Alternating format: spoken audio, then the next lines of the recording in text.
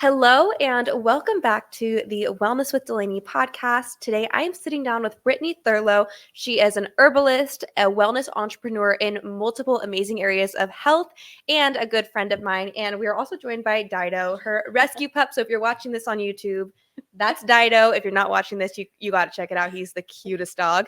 Thank you so much for joining me. Thanks so much for having me, Delaney. It's an honor to be here with you. I'm so excited to chat. Okay, so let's start. There's so many areas I want to cover with you, but herbalism, which I think is so fascinating.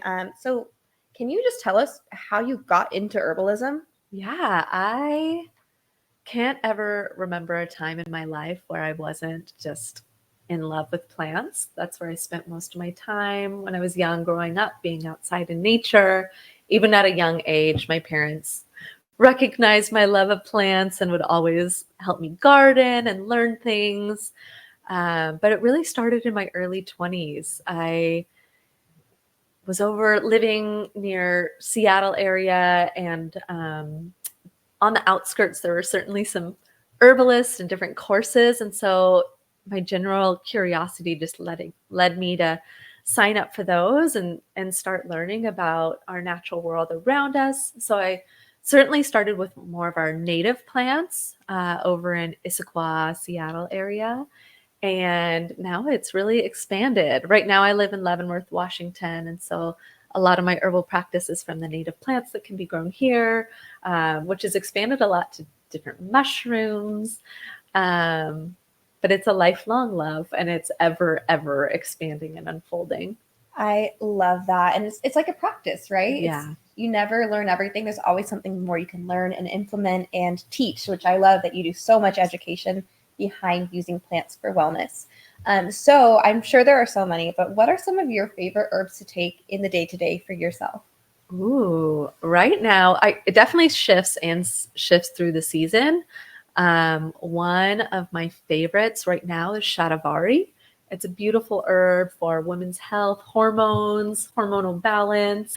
Also maca. I just am at the state in my life, being in my upper mid 30s, to where really being aware of balancing my hormones is more crucial than ever.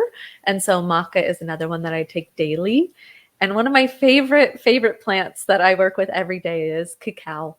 I love cacao. It's heart opening, and then also the huge range of health benefits, all the antioxidants and just those, natural fats that are in raw cacao. It's a beautiful plant to work with. That's amazing. I love that. It's so cool to hear kind of from an expert, like what you're loving. And then I'm sure like the men and women listening to this, I know right now, like hormone health is a huge thing. So I guess we'll start with women and then go to men, but like what would be some of your favorite herbs for women's hormones? Yeah, definitely shatavari, maca. Those are two of my favorites. Oh my gosh, this dog is so cute. So sorry, you guys. I'll start that again. Definitely shatavari, maca. Let's see. Chase tree berry is a beautiful herb for women.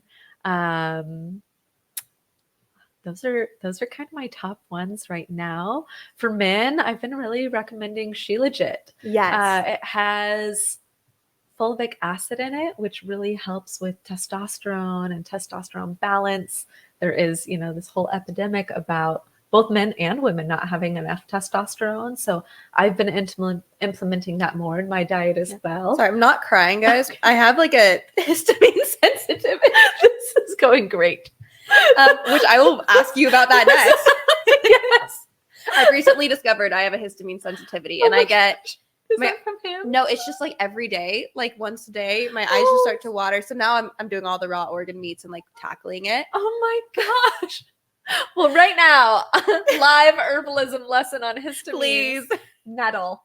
Okay. Nettle is your friend. It doesn't have really any interactions with different medications. It's a natural antihistamine. Amazing. It also grows all over near you. Yeah. And over here. So when I say nettle, a lot of people are like, but you mean the stinging nettle? Yes, I mean the stinging nettle. It's a natural antihistamine. It's super rich in vitamins and minerals. It's healthy for everyone to take all year long. That's what I need. Nettle is your ally. I've always thought that was fascinating. Oh my gosh, she's so cute. What a snuggle bug. I've always thought it was so fascinating how you can't like touch nettle without it stinging you, but you can take it internally. Yes. That is so crazy. Yeah. And there's other ways.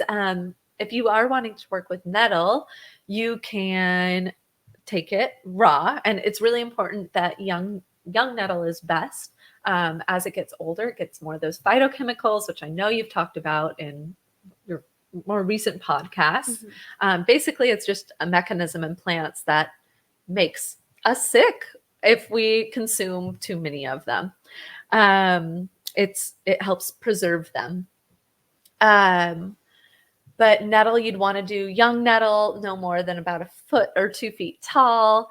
And then you're going to just harvest the top of it. And you can wear gloves. Some people don't wear gloves. I actually like harvesting nettle just with my bare hands. You actually get a lot of those natural benefits from nettle. It turns on your immune system.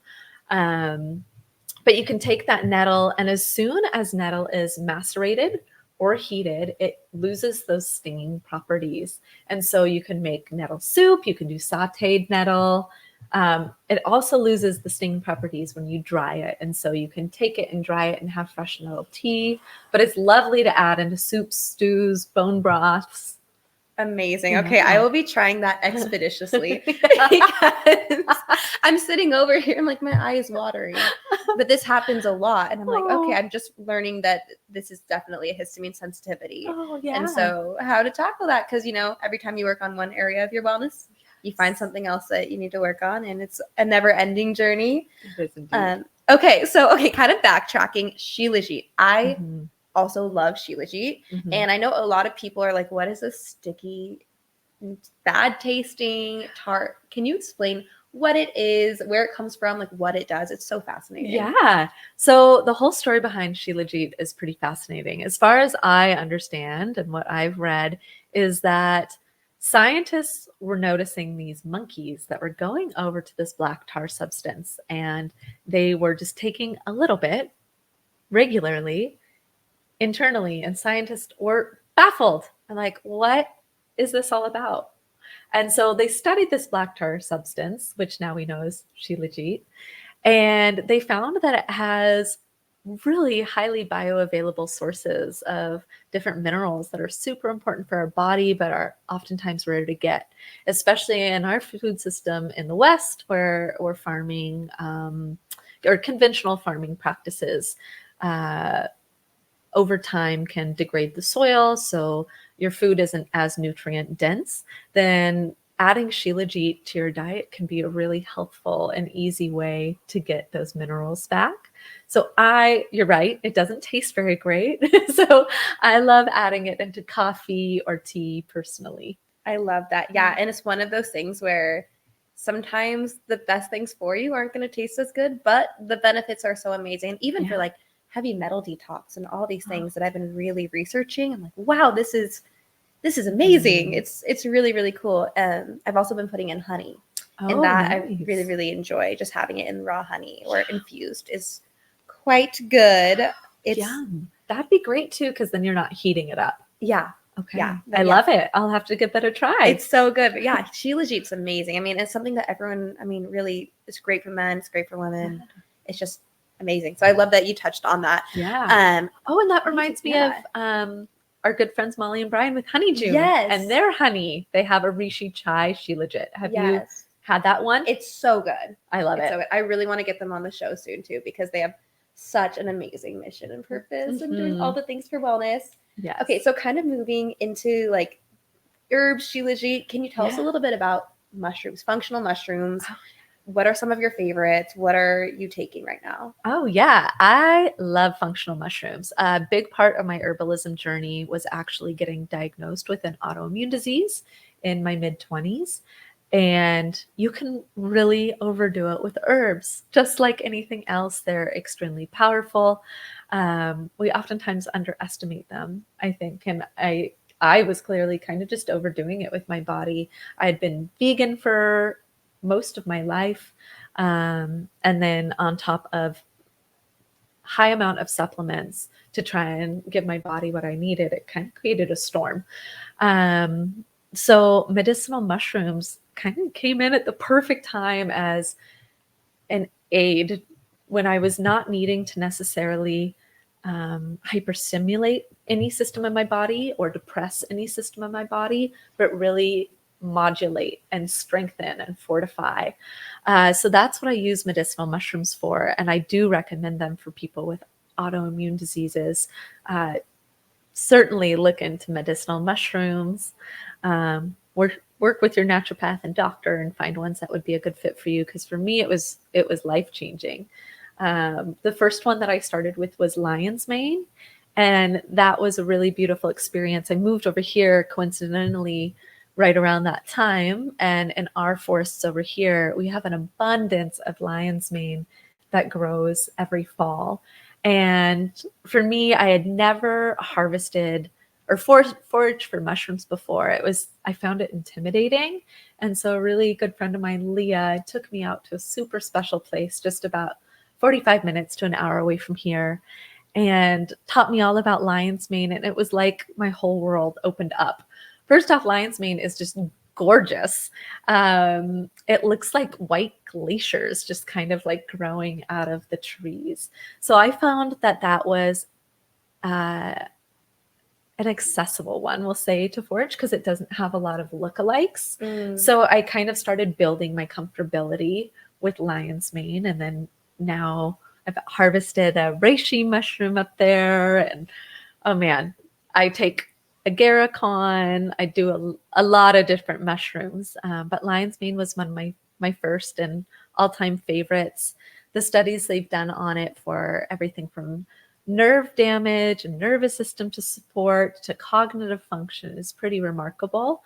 Outside of that, yeah, agarikon is one of the strongest immune supports that we know of. So I take a little bit of agarikon. I take less of it. I normally just take it this time of year. And then also in my blend, let's see, I've added tremella, which I know Love you her. and I Yes. have an affinity for tremella. Love tremella. Tremella, another name for it, the common name is called snow mushroom. And this mushroom is pretty fascinating because they've found that it can hold molecularly about 1,000 times its weight in water. So it's really great for your internal waters and also skin health. So I've been really utilizing tremella. The one thing that I'll say, and I've shared this with Delaney in the past, is only mix it with hot drinks. If you do try and mix it in a cold drink, you'll have something that resembles more like Jell-O. Yes. But they sell capsules of tremella too.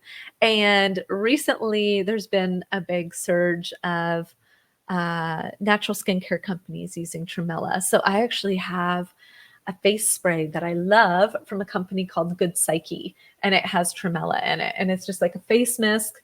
I swear I use it like 10 times a day as just a refresher, but it's one of my favorite ones. Yeah, it's beautiful. I mean, it's so antioxidant rich, so good for that hydration. Yeah, we use it in our glow serum with Shula, and which I had never heard of tremella until I went into your shop. And I was like, what is this? Why do I have to try it? I just felt so like drawn to it. And it's the coolest mushroom. But also what you said on lion's mane, I don't think people realize even how powerful it is for your brain. I know they did some studies where they did like the double blind placebo on Alzheimer's patients. And the ones who took lion's mane were seeing a reduction in their symptoms. And then so it's really good for not only the prevention, but reduction in already existing neurodegenerative disorders. So, I mean, imagine if our medicine system could use these tools, like these God-created tools, in like the impact it could have on people. It's like, can you imagine? It would be amazing. There. I believe it. We're on our way for that. Yeah. Yes, and I think it takes voices. I mean, people like you who really know your plant medicines, and you're speaking about it and educating people and doing so many workshops. And I think ultimately, I would love to see if our systems could go in more in that way, which it would just. The healing that could happen would be so beautiful. Oh my gosh. I agree. Thanks for holding that vision. Someday we'll get there. Yeah. But so for somebody, let's say someone who is maybe intimidated by natural medicine, by herbs, mushrooms, all the things, but is interested and intrigued, like, do you have any resources you would recommend for just a good place to start? Ooh, that is a great question. I've personally loved the online herbal kind of academies that are popping up. There is the Herbal Academy, of course. Another company that I love is Anima Mundi. They have beautiful medicine and beautiful way of sharing education about these different plant medicines that they work with. They also make powders, and we actually use some in the shop to make herbal tonics and beverages. They're all pre-blended, so it kind of takes the guesswork out of it, which can be nice. And let's see, Mountain Rose Herbs is one of my favorite herbalism companies as well. They just opened an apothecary in Seattle. Good job, buddy. Got a dog moving around. Yeah. Good boy. Good boy. Yeah, just checking out different herb schools near you. That's kind of where my research started, and I loved learning about my local flora and local plants, and it really felt like by starting local, I got to create a relation with plants. I got to see them more regularly. I'd be driving down the road and it's like just spotting good friends. You're like, oh, there's, a willow, and there's yarrow and mullein and rose and witch hazel. And so for me, that really helped with my excitement was blending herbal medicine with also more of a naturalist approach. I felt like I got a more holistic entry into this whole world. And for me, having a reciprocal relationship is crucial. So working with plants locally that you can also steward and care to and tend to has been an important part of my journey with herbalism as well. That's amazing. Okay, so I guess that's a really natural segue into what you're doing with the Plant Ally and your shop that you have here in Leavenworth. Could you tell the audience about the Plant Ally, what you're doing? Yeah, absolutely. So I have a space in Leavenworth, Washington called the Plant Ally, and it started off as plants, and I had some local beautiful skincare companies, all natural, local art and jewelry. And we were doing a lot of classes. I was teaching with a good friend of mine, Mallory Morgan, and we would lead herbalism classes. And it had a pretty big expansion in the way of being a community space and center during COVID, which so many places did. It really, changed the dynamic of a lot of areas. So since that contraction, the expansion has actually been still doing some classes and workshops, inviting a lot more teachers in to share. I had only worked for nonprofits before this shop, and so I really treat my business in a similar way of sorts, of where the retail side subsidizes the opportunity for teachers to come in, facilitators to come in, and share in an accessible way, because we don't take a profit of those classes. And so it lowers the gate, a bar of entry, and teachers are able to offer their classes at a really accessible price to more people, which is great, while being fully resourced themselves. So win-win. We've also added in the last year and a half a herbal tea and elixir bar, which for me, I'd wanted to do that for so long. And it finally feels like the shop's in its fullest expression. So we do herbal tea, herbal elixirs. Everything is all natural based. There's no synthetic anything. We use organic milks and plants and herbs from around the area. We work with local farmers as much as we can and get our herbs from really high quality sources. It's been wonderful. Amazing. Yeah, your shop is something else. It's truly so special. And I can never come through here without stopping by and getting a drink too, because I feel like you are really one of the only places I found where you use the pure milks, none of the oils, the added synthetics, the gut distressing gums. And everything's good for you. You can get like a mocha with mushrooms in it. And who else does that? It's amazing. Yeah. And all the beautiful plants that you have as well. It's always so fun to look at and just be around all the fresh, beautiful air.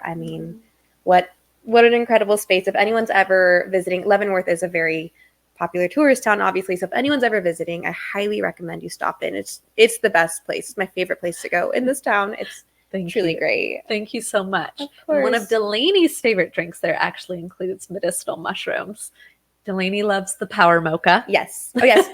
Tell everyone about the power mocha. Maybe they can recreate it at home if they're far away. Yes, absolutely. You can so create it at home. So we use raw cacao. We use raw cacao because it's unprocessed. It still has all those really beneficial attributes in it, all the healthy fats and antioxidants.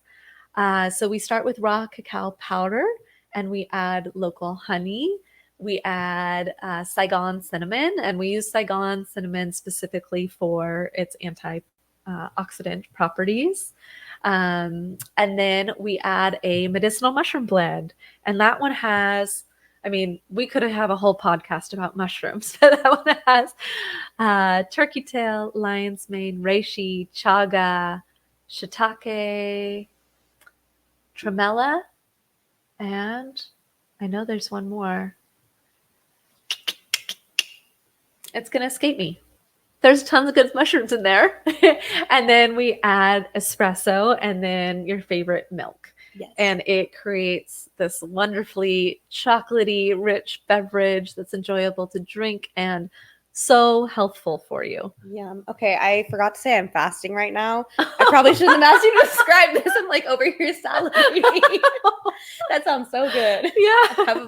I'm breaking my fast after this, so I'll probably have to go grab one. There you go. But truly, truly amazing. And what I love is you get that immediate boost, like your coffee, but then you get so many benefits and all the different medicinal properties that are going to help your immune system, your energy levels. I mean, at a more cellular level. So you get, that immediate like coffee energy, but then like that deeper mitochondrial energy that we like truly crave and truly need and often don't know we need until we start treating those things. So it's one of my favorite things ever. Okay, so I obviously love your shop. So what would you say? I mean, obviously one thing that you do have is the indoor plants. And people love to come shop and look at all the indoor plants. What are some of the benefits of being around plants? Oh my goodness.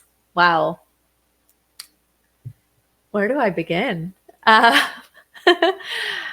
Well, there's the biological impacts of being around plants. Plants naturally help filter air. They clean our air so that we have fresh oxygen to breathe. One of my favorite plants that we carry for air filtration specifically is Sansevieria. And Sansevieria is really special because in terms of air filtration, it filters the air all 24 hours of the day. Most plants will filter the air when they're actively photosynthesizing. Sansevieria filters the air all night. So it's a great plant to have in your bedroom. Outside that, there's the emotional kind of and spiritual component of the energy and frequency they hold. They are directly connected to our Mother Earth, our natural state. And for me, they offer just such a sense of calm. And they have a way of expressing things that often can be really vulnerable to share or to talk about. But for me, being around plants can just be incredibly comforting. And I learn a lot from them. Like when I slow down to really be on the level of plants, they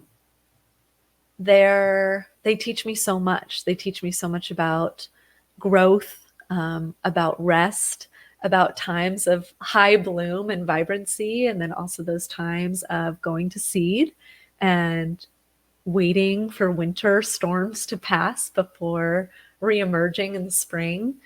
So for me, they're really connected to our natural cycles and help me slow my pace and find more acceptance within my own life and my own cycle, that there will be times for bloom and there will be time for deep rest, and all of it is needed and important. That is so profoundly beautiful. I love it. There's so much we can learn from nature and watching seasons change. And we were driving through the mountains today, coming here and we were looking at all the leaves. I was like, isn't this crazy that death is so beautiful? You know, the colors, the seasons changing, and you do learn to just slow down and be present and see what's around you and embrace the different seasons, which can be so good for our nervous system, so good for our bodies, for our emotional health. And yeah, I have obviously so many plants from you, and I love every single one. They're just so beautiful and one of my favorite things in the world. Okay, so I'm really curious. And I know we've chatted a little bit about this, and you mentioned kind of your health state when you were vegan. Mm-hmm. And I know obviously you're kind of following a different lifestyle, more ancestral lifestyle now. Can you share a little bit about your diet, your lifestyle, what you're doing to feed your body? Oh yeah, I would love to share. It's very different than being vegan. My husband hunts regularly. He started that about 5-6 years ago, and so we've been fortunate enough to really eat really high quality, beautiful wild meat regularly. Sorry, doggy in limbo. Oh, you got it, buddy. There you go. So right now, I was just telling you before this podcast, my husband actually got an elk. So we feel so incredibly blessed that we can have all this amazing nourishment that is super vitamin and mineral rich. Um, so yeah, we eat a whole lot more meat. We use pretty much every part of the animal that we can. We use the bones and make bone broth. When I first switched from veganism to eating meat, it was a long journey. And again, that could be its own explorative podcast. But I actually got eating meat again because of harvesting roadkill. It's legal in Washington State, and that has become a practice that I really love. And there's many reasons for that. One of the big one is seeing something that otherwise would go to waste, especially if it's just left on the cement. It doesn't give a lot of other opportunity for other animals to come forage or harvest off of it. That would be dangerous. And so harvesting roadkill in Leavenworth specifically has been really beautiful. A lot of our year, I mean, it's already, the nighttime temps are already freezing. And all through winter, it stays plenty cold to do it safely. But that's been a hugely impactful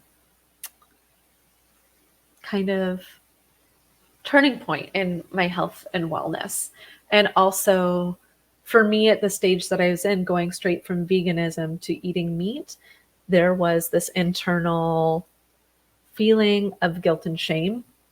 And I still meet that from time to time, feeling resistance to this transaction that has to occur for my life force to continue. And now, in a much more sovereign and higher frequency realm, I just feel so much gratitude. And when I harvest and work with roadkill, I feel that exchange even more, something that could be oftentimes seen as a tragedy and is in certain realms, then, you know, taking that and really using it for its higher good and making an exchange with the animal and being like, wow, thank you for this gift of life. I'll use it in the highest way that I can.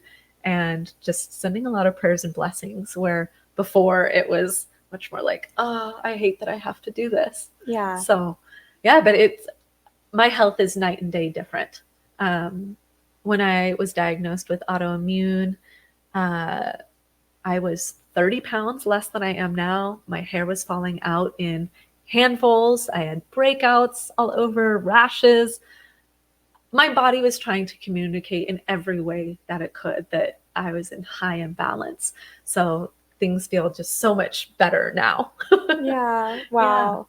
That's amazing. And I love the roadkill thing. I think most people probably haven't even considered that or heard of that. So with the roadkill, I think that's so fascinating because a lot of people are very like turned off by the idea of killing for meat, especially with transitioning out of veganism. And what a way to use something that would go to waste, that is already dead. Nothing is dying for you to eat. And what a way to really just increase sustainability, to utilize that life so nothing goes, like, I just think that's really, really cool and profound. And most people probably have never considered eating roadkill or heard of that. So I remember when you told me that, I had never heard of that as a concept either. So I think that's just wildly fascinating. And then, so with organ meats, I'm assuming, are you somebody who eats a lot of the organ meats? What would you tell people if somebody was curious about the benefits? I know some people are kind of grossed out by organ meats, but obviously they're so, so good for us. So what are some of the benefits of consuming organs? Oh, yeah. My husband is one of those people, does not like eating organ meats, but he will take them in supplement form. Yeah. They can have a strong taste, so I can understand that. But the organs are really where animals store all those amazing minerals. And it really is so much of the life force of the animal is in things like the liver or the kidneys or the heart. We do eat the heart of the animals that we either hunt or do roadkill from, get roadkill from. And yeah, the amount of bioavailable minerals within the organ meats alone is pretty outstanding. And when we look to nature, that's what, wolves do. That's the first part of the animal that they consume. It has the most high density form of nutrients available on the animal. Well, I did not know that about wolves. And that's so crazy how nature is so intuitive. I mean, our bodies are intelligent, animals are intelligent, and little things. Even the other night, I was dying because we got my dog this like bone that's solid cheese, and it's tough for her to chew because she goes through bones really fast, and she'll ignore it all day. But as soon as she finishes dinner, she'll go chew it, and I'm like, wow, this is actually intuitive. She's cleaning her teeth, she's preventing plaque buildup. And think about in nature, that's what dogs will do. They'll hunt, they'll eat the meat, they'll chew the bones, and that cleans their teeth. And I'm like, wow. I mean, even this little dog who is so domesticated, I mean, beyond domesticated, still has this instinctive intelligence that I'm sure she doesn't even know what she's doing. She's just doing it. And our bodies are kind of the same way. I mean, our bodies do so much for us that we don't even know they're doing. And I think it's really powerful when we can acknowledge that, have gratitude for it, and then support it and help our bodies in all of these processes. It's pretty crazy to hear you're saying, your hair falling out, all these things, because looking at you now, you're such a vibrant person, really thick hair. I mean, just glowy. And I mean, what a journey. I think you do see this arc a lot of people going from veganism to ancestral, like biohacking diet, myself included, so many people. I think sometimes it takes you getting really sick to realize that something is off. And when you get there, it's a beautiful place when you realize that you're not crazy, that these things that you were living with, you can actually heal and reverse and live without the burden of these things. So absolutely. And that there's no, I'd go to the doctor, conventional medicine, and they wanted me to take steroids and, not really finding the root cause. And really a lot of it was just mineral deficiency, high levels of mineral deficiency, and way too much inflammation from eating, the supplemental kind of fake meat products that are filled with soy protein and corn and wheat, in amounts that are not natural for us to consume at all, in a way that also is processed, that our body, it's bound to create a storm. So it was a really hard few years trying to figure it out. And I just remember that level of frustration, and arriving now at a place feeling so sovereign in the choices that I have with food, and utilizing herbs and this network of support where all of this information is coming out so readily and available for us all to learn. I know it can be a lot to sift through, but it really has been, I believe it saved my life. Wow. Yeah. That's amazing. And hopefully an inspiration to somebody who's kind of dealing with the same things. I think there's been a pretty big movement of people going away from, like, a lot of, the veganism kind of health lifestyle people are realizing is just not that healthy. A lot of those foods, the vegan foods are stripping our minerals from our bodies, from our tissues, or have all these lectins and these compounds that are actively making us sick and contributing to our lack of energy, our fatigue, our brain fog. And when we can learn that and learn that oftentimes the diet that's preached to us all the time by mainstream media is not the diet that's best for us, it's just the diet that's cheapest and most profitable for companies. I mean, what what a power that is to be able to take that back and source our health and be able to decide that we're going to do things a little bit differently in a way that might sound a little weird to some people, but ultimately is going to help you thrive and feel amazing. Yeah. So I love your journey. I love that you're where you are and just doing this ancestral lifestyle and just doing it transparently and sharing with people because they can learn so much from you. Another thing I'm really curious about that I know you're really passionate about is what you're doing with water. Oh. Can you introduce your water vortexing system? Yeah, I would love to. So in the Plant Ally, we now utilize this technology called Vorterra, and we use Vorterra in all of our drinks. We use it to water all of our plants. We use it in all of our humidifiers, so all the air that you're breathing in there. And Vorterra is a technology through another company that I'm a part of called Alpha Green, and it is a device that restructures and energizes water. And so this technology is based upon two kind of areas of study, we'll say. So one, we'll start with vortexing. So we see vortexing in nature all the time. We see it in rivers where eddies are formed. We see it in the ocean when the waves are crashing.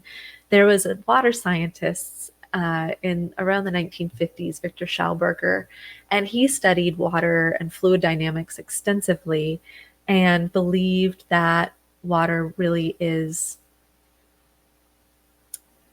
more than just H2O. We'll say it's alive and dynamic and carries information, and that his work around fluid dynamics in water showed that when water is vortexed, it restructures itself on a molecular level.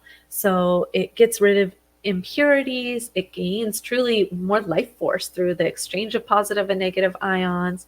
In the ocean, we see that's how water remineralizes itself by scooping up the sand, which holds all the minerals in it, and resourcing it back upon itself.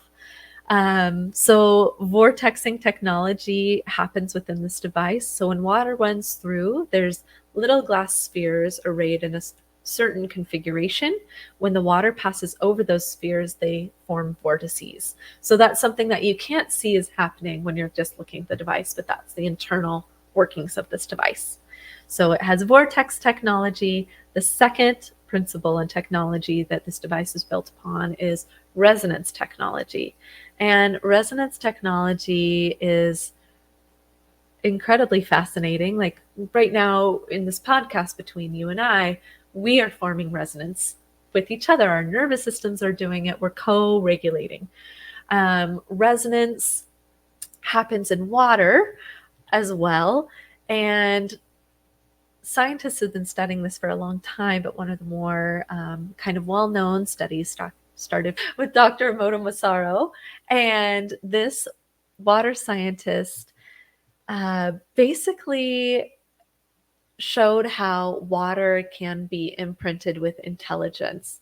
And then also with that imprinted intelligence, then can pass off that information as well. So a study that he did that's really popular is he took two different glasses of water.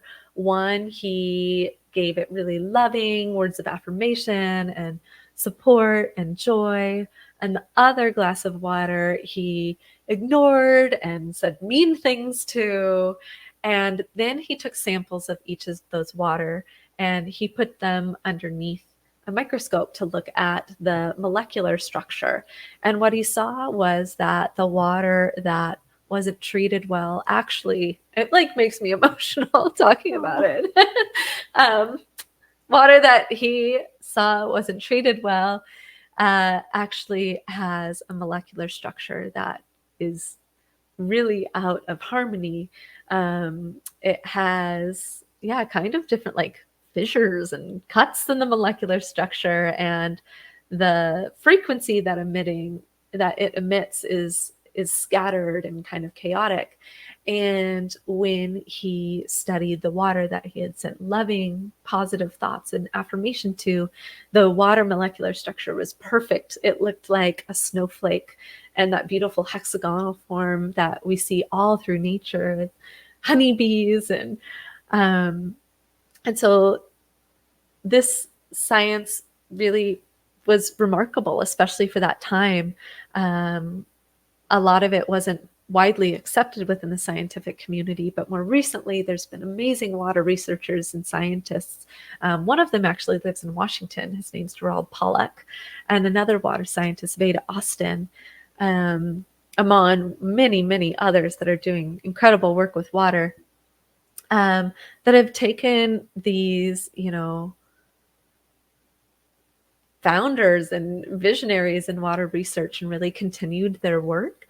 And what they have proven is, yes, water indeed can take on, and can and does take on, imprints in the electromagnetic field from its environment, and it also emits that. So when you're drinking a glass of water that's also been blessed, or sent lots of loving affirmation to, it really is affecting the health and wellness of the water, and then in turn your body. So how we take that into resonance technology within this device, there is a resonator, and this is something that also you can't see by the outside. It's totally internal. But this resonator has lots of the naturally occurring minerals on Earth. It has highly charged water in it, and then a few other proprietary things that affect the electromagnetic frequency of the water. So that way, when the water is running through the device and getting vortexed, it's also in a resonance of harmony. And so that the water coming out of the device is both harmonious in its molecular structure, but also in its electromagnetic frequency signature. Wow, that is amazing. It's so, so cool. And I mean, we are 75% water or more. So they're doing studies about really possibly more. Oh my gosh. So, I mean, how important, if it's important to eat well, how important is it to drink well? Mm-hmm. So what are some of the health benefits of drinking this water that's been vortexed and resonated? Is that the correct term? Yeah. So yeah, we call resonated is a correct term. Energized is another term. So following along with that water researcher, Dr. Gerald Pollack, he has coined this term structured water, or another term for it is easy water. It's known also as the fourth phase of water. And this is water really in its most optimal form, when it forms those hexagonal patterns and really emits a strong light frequency. So when we take in structured water, it's just so much more bioavailable for our bodies. We see a lot of different health influencers saying things like only eat raw fruits and vegetables or drink fresh juice, because that is essentially a form of intaking structured water. So just the bioavailability alone of the hydration, when the water is ran through this device, it breaks up any agglomerations and clusters within the molecular structure of water. So regular tap water has a lot of different agglomerations and clusters, and our bodies don't really know how to intake that in. And so it's just waste. We pee it out. Mm-hmm. So we know the benefits of increased hydration, one just being much less inflammation in the body, but it means also that your cells can work more harmoniously for your vitality and vibrancy. They're able to heal faster. And yeah, it's pretty remarkable. I mean, I know for myself, the health benefits alone of just being hydrated with structured water have been incredible. Like I notice it in my skin health. I notice it in my hair. I notice like zero brain fog, which I used to have, the monthly, being a female, you get the few days of brain fog. That doesn't happen anymore at all. Also, my connection to spirit and source and God is elevated. And I really believe that that is more with me being in a harmonious state and more in a natural state. So the benefits are pretty incredible. And also, I mean, yeah, when you run water through that, it knocks off impurities, but it's amazing to also run other liquid through there. We do blind tests in the shop with people who are curious about Vorterra, and we are on city water in the shop. And so we'll give them water and they'll be like, well, one glass smells more chlorinated than the other glass. So already alone, what it's doing to knock off impurities without any filtration system is pretty remarkable. Wow. Yeah. That's amazing. So, okay, Vorterra sounds like something that everybody should have in their house, truly. Yeah. How do people get a hold of it? Yeah, they can buy it through the Plant Ally. We have handheld units. The handheld units I love because I can just put it under my sink and fill my water pitcher for my plants. I can fill water for me, for cooking, and then I can also use it in my bath. So I love the handheld units. Alpha Green, my other company, we also specialize in using this technology for agriculture. And those results are remarkable. On average, farmers save about 30% of water, and then any petrochemicals, any kind of additives, any fertilizers that are ran through the irrigation device.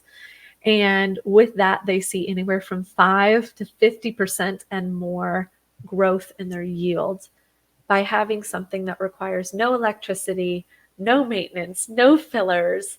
Like you just put in the system and it allows water to be in her perfected natural state. And that's it.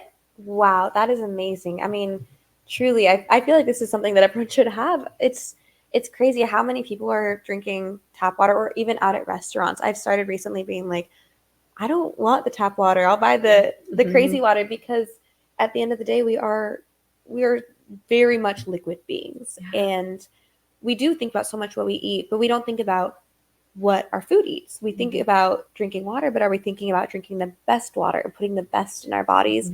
And I know oftentimes when it comes to what we fuel ourselves with, it is an investment, but you receive such a return. You have the energy to do the things that you've always wanted to do, but never had the energy to do. You have, greater health, fewer medical bills, all these things. So ultimately it's a powerful investment, which I think is amazing. Oh my gosh, that is so cool. So what's next for Vorterra? Yeah, we are actually headed to Lisbon this week for the World Water Conference that's actually hosted by Gerald Pollack.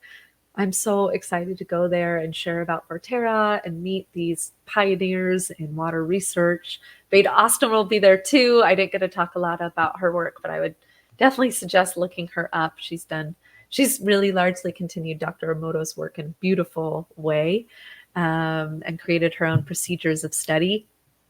So we're going to go to this World Water Conference, learn so much, I'm sure. We'll have to have another water podcast after that. Yes. And we get the opportunity to share about Vorterra there. Amazing. That is so exciting. I mean, you are doing so many amazing things, whether it's with herbalism, with the Plant Ally, with Vorterra. I mean, how do you stay balanced with all of the things that you're juggling? Yeah, that's a great question. I feel like there would be no possible way unless I had these systems in place already of getting support through eating whole foods that are highly nourishing to my body, drinking the best water.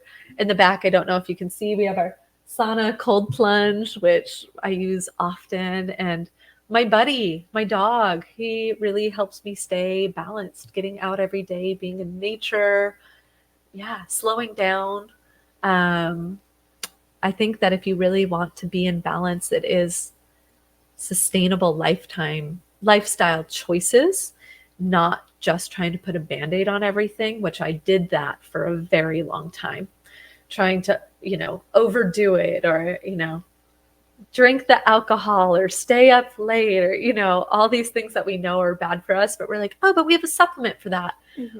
I don't want to use supplements similar to a way that we use pharmaceuticals. I really want to make the impactful lifestyle choices that are going to help enable my body to have the energy it needs to sustain